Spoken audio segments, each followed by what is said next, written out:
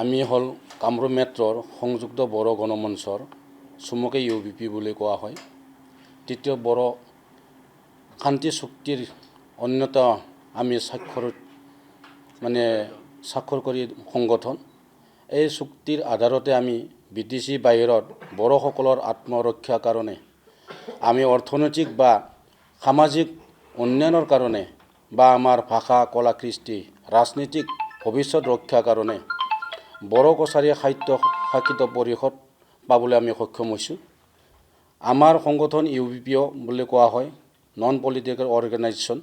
ৰাজনীতিক বুলি কথা নহয় যে আমি বড়োসকলৰ মাজত ৰাজনীতিক সামাজিক অধিকাৰ সুনিশ্চিত কৰিবলৈ আমি BTC বাহিৰত কাম কৰি আহিছোঁ।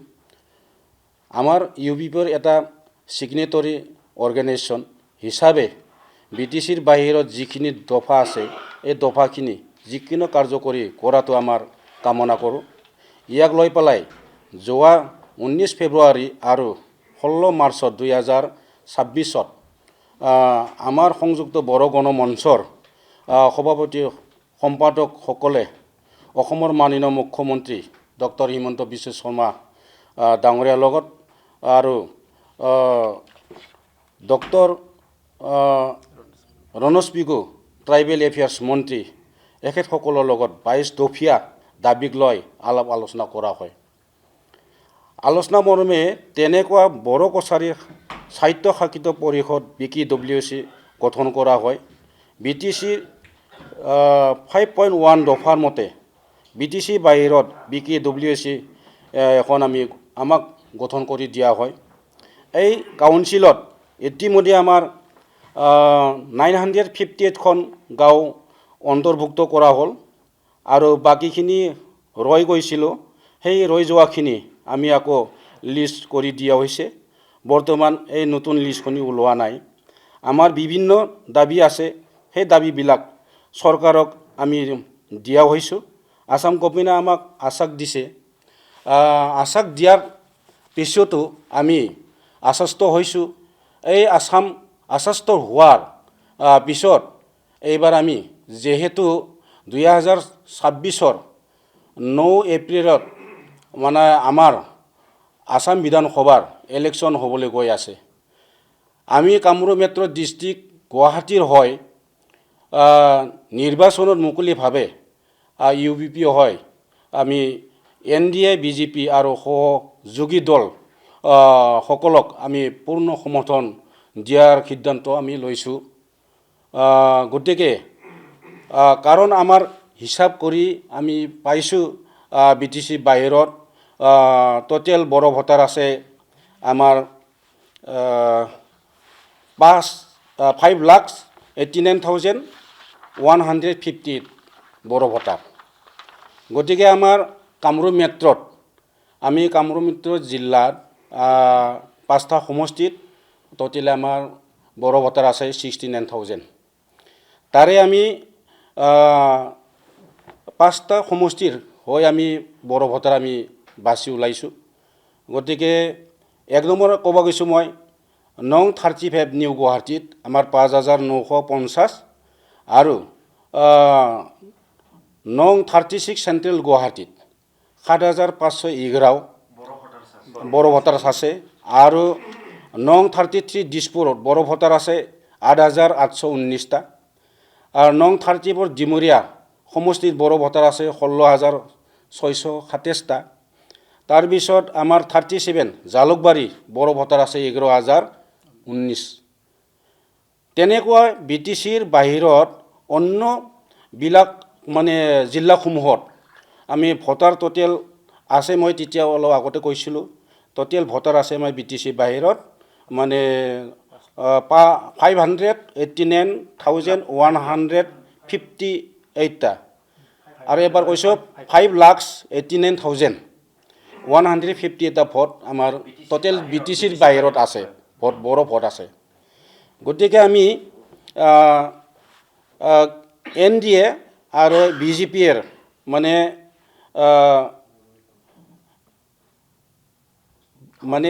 সংযোগী দল সকলক আমি সহায় কৰিম বুলি আমি ইউপিপি হৈ ওলাই আহিছোঁ লগতে আমি 5.3 মতে আমি ফৰেষ্ট ৰাইট এটা আছে 2006 চনত মতে বিভিন্ন জিলাত ইতিমধ্যে জনজাতিসকলক মানে ভূমি স্বত্ব অধিকাৰ প্ৰদান কৰা হৈছে অসম চৰকাৰে কিছু কিছু অঞ্চলত মানে বাকী আছে যেনে আমাৰ গুৱাহাটীৰ মানে খিনিৰ আমাৰ গুৱাহাটীৰ পাহাৰবিলাকৰ বাকী আছে সেইবিলাক আমি সম্পূৰ্ণ কৰি দিয়াৰ বাবে মুখ্যমন্ত্ৰী মহোদয়ক আমি অনুৰোধ জনাইছোঁ সেই কাৰণে আমি NDAৰ সকলো টিকেট পোৱা কেণ্ডিডেটসকলক অহা মানে যেটো 9 এপ্ৰিলত হ'বলগীয়া বিধানসভাৰ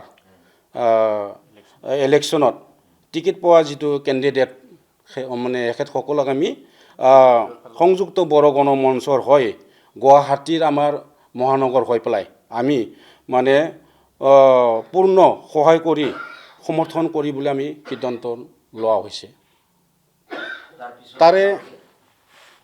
তাৰে পিছত আমি সেই কাৰণে আমি NDAৰ সকলো টিকেট পোৱা কেণ্ডিডেটসকলক আমি গুৱাহাটী মহানগৰীয়া হৈ পেলাই আমি সংযুক্ত বড়ো গণমঞ্চে পূৰ্ণ মানে সহায় কৰি সমৰ্থন কৰিম বুলি আমি সিদ্ধান্ত গ্ৰহণ কৰিছোঁ গতিকে আমাৰ যোৱা 19 ফেব্ৰুৱাৰী আৰু 16 মাৰ্চত 2026ত আমাৰ মুখ্যমন্ত্ৰী ডাঙৰীয়া আৰু ডক্টৰ ৰণোজ পেগু ছাৰ ডাঙৰীয়াসকলৰ লগত আমাৰ চেণ্ট্ৰেল মানে কমিটিৰ পৰা যিখিনি আলোচনা কৰিছিল আৰু দাবী কৰা হৈছিল এই দাবীখিনি আমাৰ মাননীয় সম্পাদক এখেতক মই পঢ়ি শুনাবলৈ মই অনুৰোধ কৰিছোঁ ধন্যবাদ সভাপতি সন্মানীয় সাংবাদিক বন্ধুসকল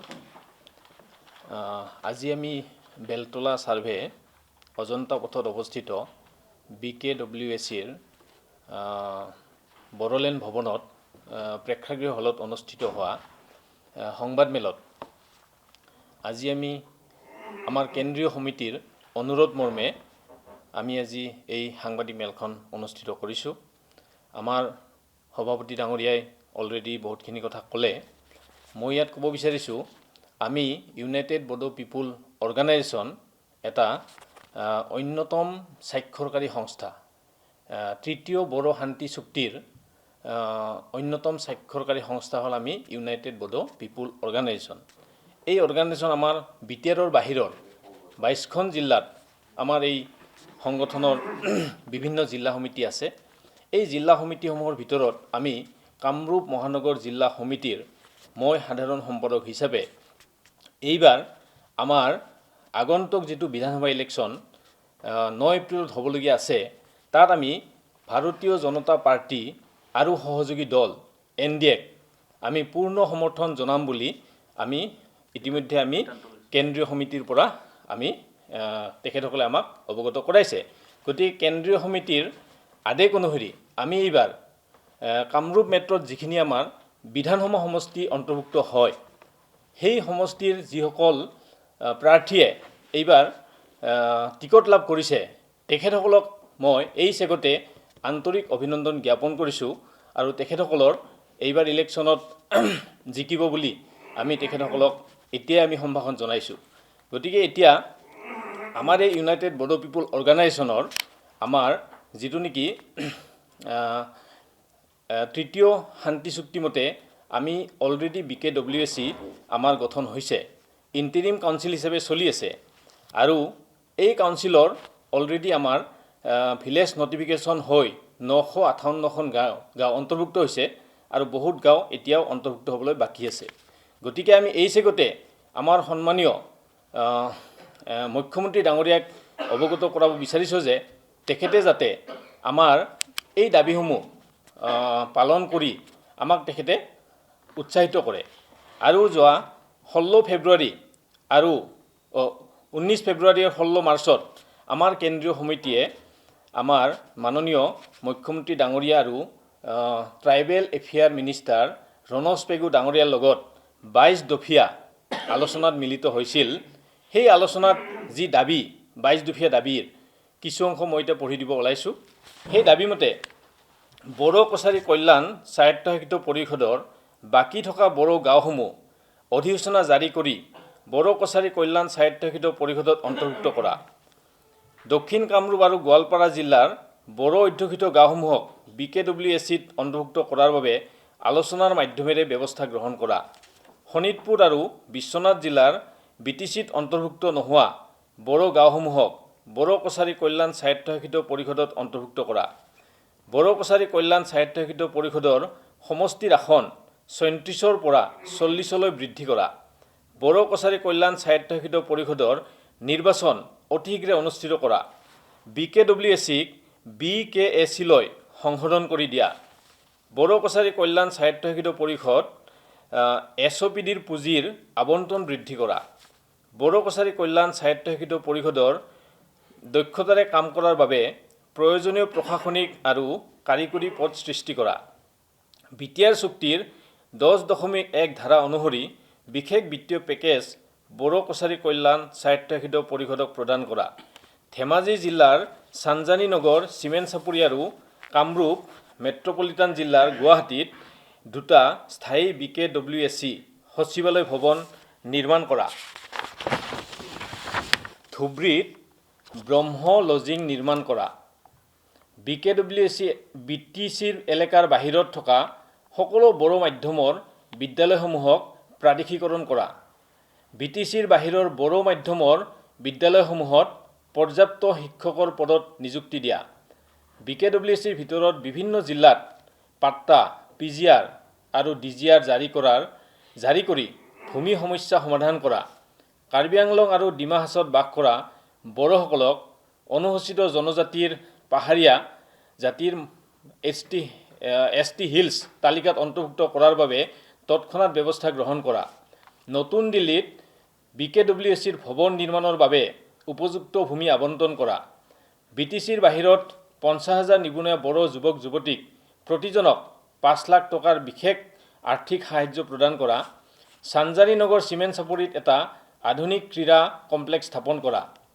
BKWSC এলেকাৰ ভিতৰত এটা দক্ষতা বিকাশ প্ৰশিক্ষণ কেন্দ্ৰ স্থাপন কৰা। বড়োসকলৰ বাবে 3টা ৰাজ্যিক পৰ্যায়ৰ নিগম নিকায় বৰ্ডৰ অধ্যক্ষ পদ প্ৰদান কৰা। BTCৰ বাহিৰৰ পৰা বড়ো সম্প্ৰদায়ৰ পৰা ৰাজ্যসভাত এজন প্ৰাৰ্থী প্ৰদান কৰা। এই দাবীসমূহ ইতিমধ্যে আমাৰ কেন্দ্ৰীয় সমিতিয়ে সন্মানীয় মুখ্যমন্ত্ৰী ডাঙৰীয়া আৰু জনজাতি কল্যাণ মন্ত্ৰী ৰমেশ পেগু ডাঙৰীয়াৰ আলোচনা কৰিছে। গতিকে আমি জিলা সমিতি হিচাপে আমিও অনুৰোধ জনাইছোঁ যাতে এই দাবীসমূহ অতি সোনকালে পূৰণ কৰে। আৰু শেষত মই ক'ব বিচাৰিছোঁ আমি এইবাৰ ইলেকশ্যনত আমি BJP আৰু সহযোগী দলসমূহক আমি পোনপটীয়াভাৱে মুকলিকৈ সহায় কৰি তেখেতসকলক আমি জয়যুক্ত কৰাত পোনপটীয়াকৈ আমি অংশগ্ৰহণ কৰিম। গতিকে তেখেতসকলক আগন্তুক ইলেকশ্যনত জয়লাভ কৰিব বুলি আমি আশাবাদী। ধন্যবাদ। ঠিক আছে।